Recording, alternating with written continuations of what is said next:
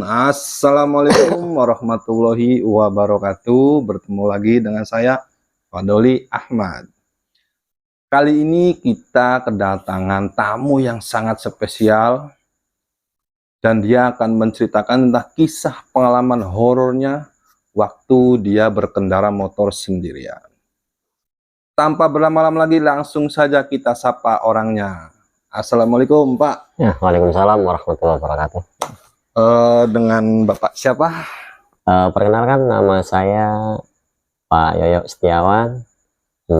Saya dari sebuah desa di Kecamatan Kaliwedi, ya, tepatnya adalah Desa Goa Kidul, di mana Desa Goa Kidul itu adalah desa yang boleh dikatakan paling ujung di wilayah Cirebon bagian barat utara, ya.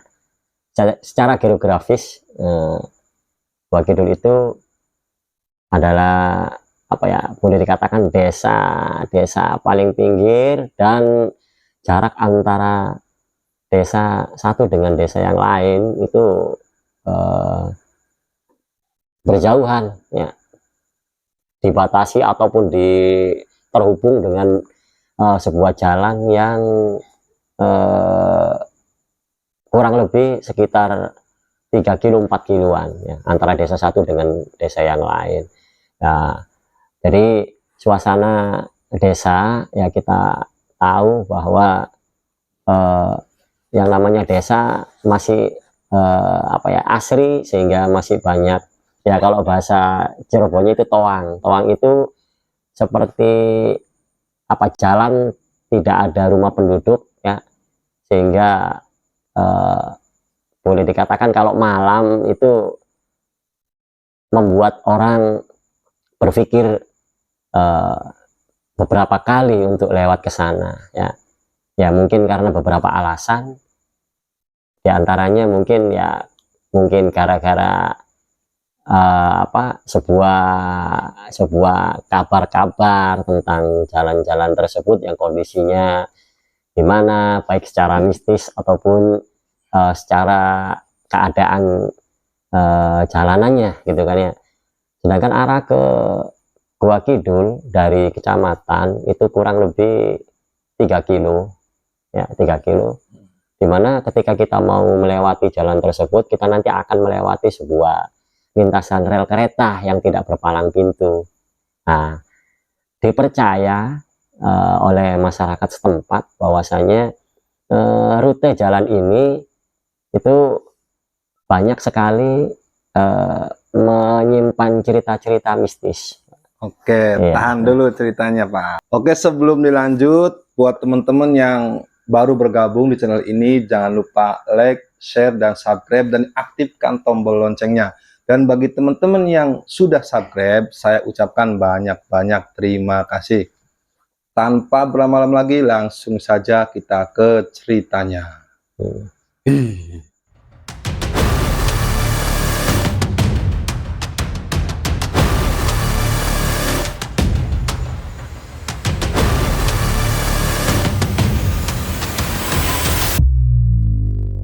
Oke, jadi gimana Pak cerita dari awalnya itu, Pak?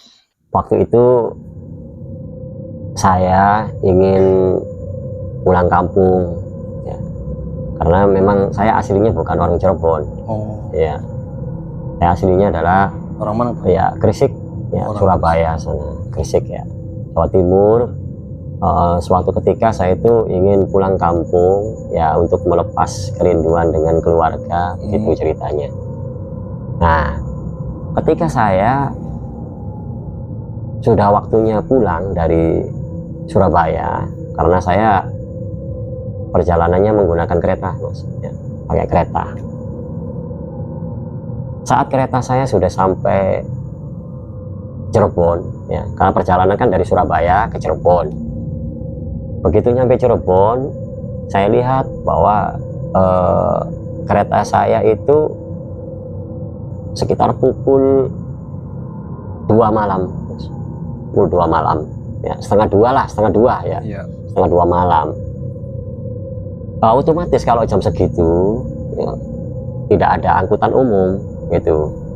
kalau saya ingin memaksakan pulang ke rumah, ya saya harus apa, nyewa ojol. Ojol gitu ya. Iya, ojol ya, ojol mobil ya. Ketika sudah sampai stasiun Cirebon, nah karena saya ingin cepat nyampe ke rumah, ingin istirahat ya, melepas lelah begitu, akhirnya saya berjalan keluar stasiun untuk mencari ya. Itu jam 2 malam. Ya, jam 2 malam nyari ojol ya, dapatlah ojol tersebut ya. Akhirnya biasa, kita karena menggunakan sistem freelance ya, freelance, jadi dia tawar menawar harga dengan saya. Berarti dimatiin aplikasinya dia. Iya, aplikasinya dimatikan gitu kan ya. Akhirnya apa, begitu tawar menawar jadilah harga kesepakatan gitu.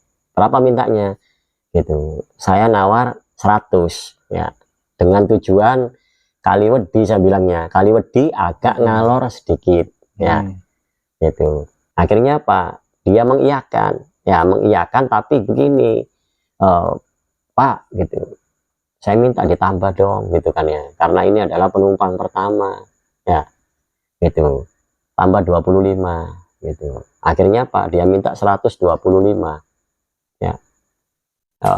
Karena besarnya keinginan saya agar cepat sampai di rumah, udahlah itu saya juga ingin menambahkan apa, bagi-bagi rezeki tambahan buat dia. Akhirnya saya oke gitu ya, oke Mas, nggak apa-apa jadi gitu ya. Nah, malahan saya sempat menawarkan ya, kalau seandainya Mas nanti di tengah jalan ada orang gitu kan ya, yang searah, nggak apa-apa ya, saya ikhlas gitu ya, silakan diangkut juga gitu loh ya, ikut mobil sampean begitu loh. Akhirnya dia ngomong tambah seneng, oke gitu kan ya, semangat ya Mas. Nah, naiklah saya ke mobil itu ya. Di perjalanan kita ya biasa sempat ngobrol-ngobrol ya. Dia menanyakan kepada saya, dari mana Pak gitu. Saya jawab, saya dari Surabaya, habis pulang kampung ya. Oh, berarti aslinya Surabaya, iya gitu ya. Sekarang pulang Pak ya, pulang kemana Pak ini? Yang tadi tuh Mas, saya bilang Kaliwedi ya, ngalor sedikit gitu. Akhirnya pas sambil ngobrol-ngobrol gitu, saya pun sempat menanyakan gitu loh. Saya tanyakan, Mas gitu kan ya, ya basa-basi, sudah punya putra berapa, sudah berapa lama gitu kan ya, narik ojol seperti ini. Kemudian kalau sehari dapat berapa gitu loh, itu biasa gitu, agar saya juga barangkali hitung-hitung membuat dia biar tidak ngantuk, dan biar kita itu di perjalanan nggak jenuh gitu. Karena lumayan sih jarak antara stasiun ke rumah itu cukup jauh sekali, dari kota Cirebon sampai ke bagian paling pojok wilayah Cirebon. Jadi begitu. Akhirnya apa, supir tersebut masih asik dengan mengendarai mobilnya. Saya lihat di di keluar mobil itu, ini kok sudah masuk wilayah Jamblang, sebelah baratnya Jamblang gitu kan ya. Akhirnya si supir itu tadi tuh nanya lagi ke saya ya, Pak, ini tuh Kaliwedi ya? Kaliwedi iya Mas, tapi agak ngalor. Oh, itu desa apa namanya Pak? Saya bilang itu desa Gua Kidul Mas. Akhirnya dia sempat ngerem mobilnya. Begitu ngerem, dia melihat ke saya ya, seperti mengingat sesuatu gitu. Pokoknya dia ngerem, berhenti dulu sebentar, akhirnya menanyakan ke saya gitu kan ya. Pertanyaannya yang saya ingat waktu itu, dia nanya begini, Pak, itu yang melewati rel itu ya? Loh, setelah kecamatan ada toang terus melewati rel itu ya? Saya bilang iya betul Mas gitu.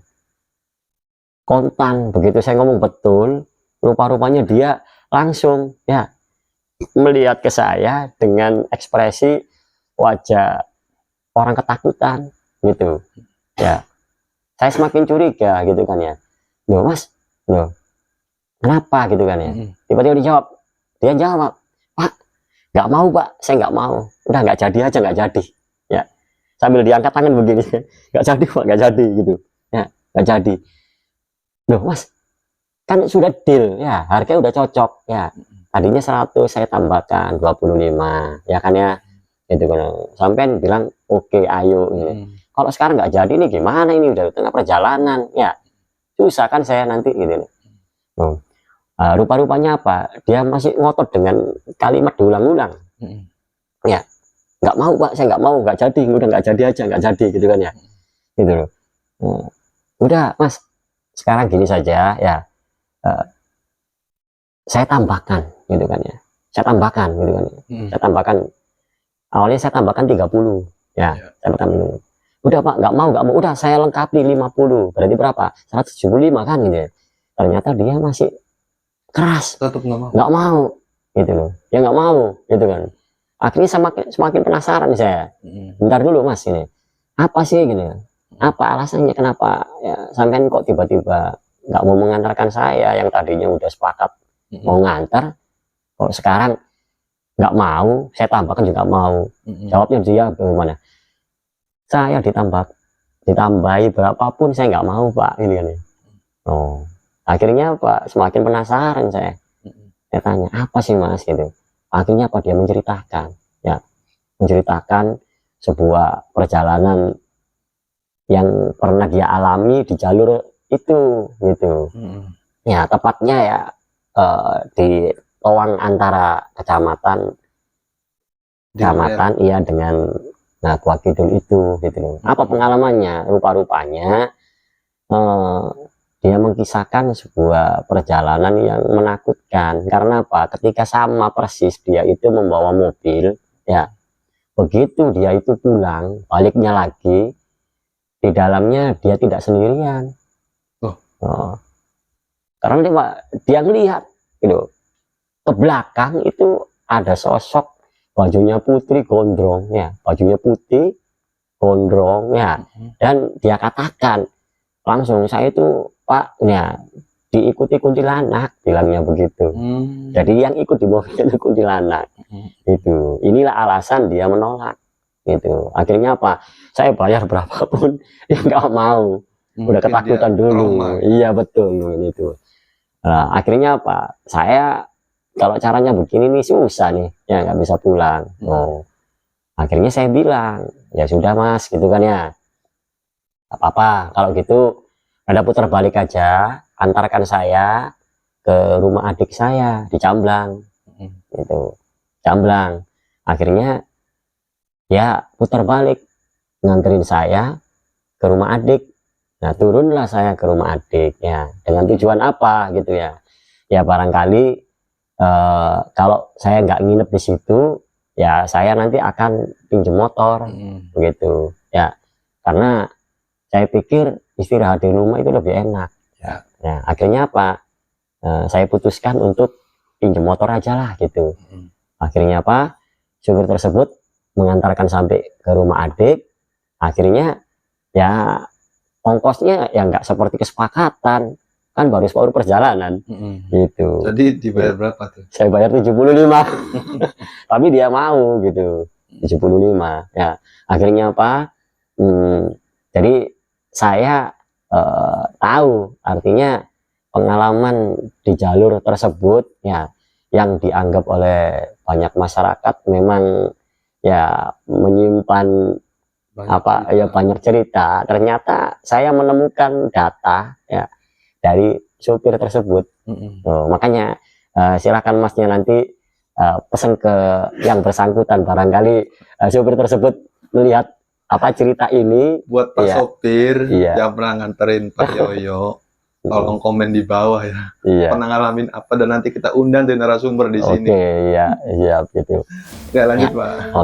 Akhirnya saya putuskan untuk pinjam motor ke adik ya. Pulanglah saya gitu ya. Nah tepatnya sekitar jam 3 malam ya. Jam 3 kurang 10-an lah begitu. Saya pulang mengendarai motor itu, dan dalam perjalanan tersebut ya, karena si sopir itu tadi sempat cerita seperti itu ya, akhirnya sedikit banyak juga ikut mempengaruhi pikiran saya, Mas, gitu ya. Jadi di tengah perjalanan itu ya, saat mengendarai motor, saya juga sempat terbayang gitu ya, cerita dari supir tersebut gitu.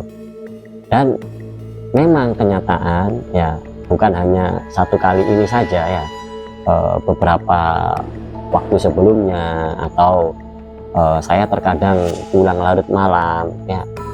Bahkan yang terakhir, ketika saya pulang dari kegiatannya, karena ada beberapa rekan dengan saya yang diutus untuk mewakili sebuah pelatihan gitu ya.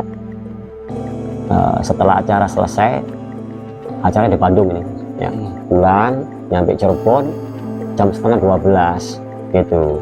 Sementara saya harus pulang ya dari Sumber ya, karena motornya saya taruh di Sumber ya, di Sumber. Akhirnya pulang ke Gua Kidul pukul jam setengah 1 malam. Itu yang terakhir juga masih sama persis ya, aura-aura ya mistis itu terasa. Ya memang tidak melihat sosok secara langsung begitu ya, tapi hanya sekedar kalau bayangan gitu ya. Dan yang lebih sering lagi itu, selama mengendarai motor lewat jalur tersebut, itu aroma bau itu ya bermacam-macam, Mas, gitu ya. Terkadang tidak ada orang tapi kok tercium bau seperti melati ya. Masih perjalanan lagi mencium kayak kayak sate dibakar gitu ya, daging dibakar. Kemudian bau harum minyak kasturi ya. Terkadang bau seperti anyir begitu ya. Itu macam-macam gitu loh, berubah-ubah bau itu ya. Dan ini tidak sekali dua kali.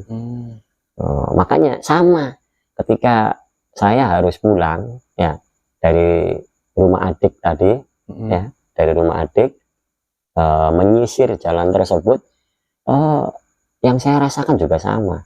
Apalagi tadi udah ada cerita dari Pak sopir seperti itu. Akhirnya nggak tahu, saya mungkin tersugesti atau gimana gitu ya.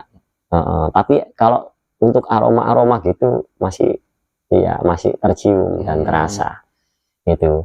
Akhirnya ketika melalui rel itu ya, kalau jam segitu sudah tidak ada penjaganya, Mas.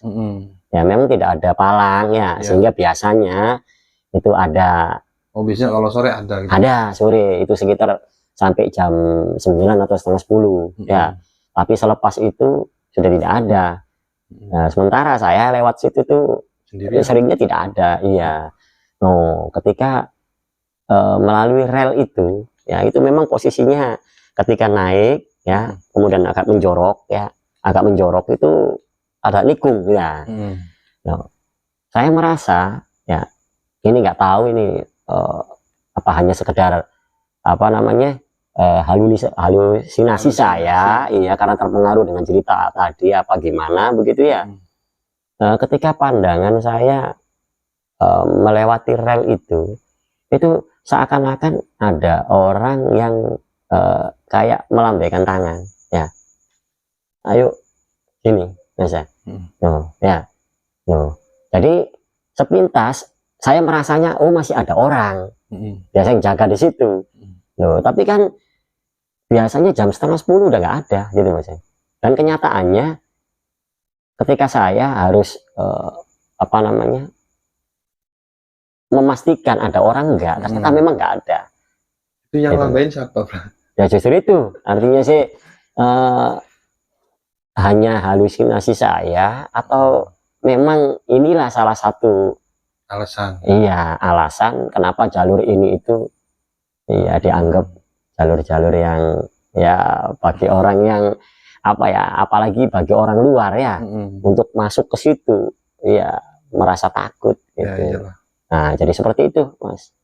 Akhirnya selamat ya sampai rumah. Iya, saya akhirnya selamat sampai ke rumah, dan masih apa namanya ya, ada semacam perasaan lucu, ada perasaan apa ya, heran gitu kan ya. Ternyata rumah tinggal saya itu ya harus melewati ya jalur-jalur yang dikatakan apa ya, dianggap Penuh perjuangan ya. iya begitu, Mas. Ya. Kira-kira pernah dengar nggak Pak cerita-cerita dari orang tua zaman dulu tentang rel tersebut tuh gimana? Kalau dengar cerita-cerita itu sebenarnya banyak, Mas, ya. Sebenarnya banyak ya, karena memang jalur ini itu sering terjadi kecelakaan itu hampir, khususnya di rel kereta tadi itu ya, hampir tiap tahunnya terjadi ya gitu ya. Korbannya juga pernah itu terjadi, satu mobil penuh ya, mahasiswa dengan dosen yang tertabrak kereta sampai meninggal semuanya. Itu kalau nggak salah di tahun berapa, mungkin Masnya juga inget ya. Ya, Ya, tahan gitu. dulu cerita itunya. Nanti kita undang lagi narasumber buat cerita tentang hal-hal yang ada di situ. Ini banyak nih pengalamannya nih. Aduh. Oke, mungkin ceritanya seperti itu dulu ya pemirsa. Kita langsung ke tanya jawab. Oke Pak, kira-kira masih ingat nggak nama supirnya siapa itu?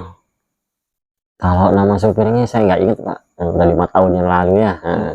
Tapi paling tidak nanti kalau Pak supirnya masih ingat ya, Iya. cerita atau ketemu dengan channel ini kemudian melihat ya, mangga silakan Pak supirnya bisa komentar di channel Mas Ahmad Wadoli ini ya. Baik. Oke, terakhir Pak, pesan-pesannya seperti apa buat pemirsa yang mungkin sering melintas tengah malam di situ? Kira-kira gimana Pak? Jadi begini, Mas ya, memang Allah itu menciptakan alam ini tuh kita tidak sendirian ya. Ada makhluk yang tidak kasat mata itu memang ada ya. Namun begitu ya, tetap karena manusia itu dijadikan sebagai khalifah ya, artinya kedudukan kita itu bukan bermaksud menyombongkan, tapi memang manusia itu lebih tinggi dari makhluk-makhluk seperti itu ya. Oleh karena itu dimanapun kita berada, penting sekali untuk kita selalu ingat saja ya, artinya kita ingat kepada Allah, minta perlindungan kepada Allah ya. Ketika kita melewati jalur-jalur tersebut ya, pasrahkan bahwa yakin bahwa Allah itu melindungi kita ya, dengan bacaan-bacaan yang Mas bisa apa sajalah gitu kan ya. Intinya doa-doa keselamatan, doa minta perlindungan ya. Ya paling sedikit ya baca ta'awudz ya, kalau misalkan sangat itu sih, sangat terpaksa ta'awudz ya. Kalaupun bisa baca bacaan yang lain silakan, intinya kita ya banyak zikir aja lah begitu ya, karena dengan memasrahkan dan minta perlindungan kepada Allah, insya Allah lah gitu ya, kita akan terhindar dari gangguan makhluk-makhluk seperti itu. Ya, mungkin seperti itu. Oke, baik Pak Yo, terima kasih atas waktunya. Oke, untuk pemirsa yang baru bergabung, sekali lagi saya ingatkan, kalau Anda suka dengan cerita ini, silakan like, share, dan komen sebanyak-banyaknya. Akhirul kalam dari saya, Assalamualaikum warahmatullahi wabarakatuh. Waalaikumsalam warahmatullahi wabarakatuh.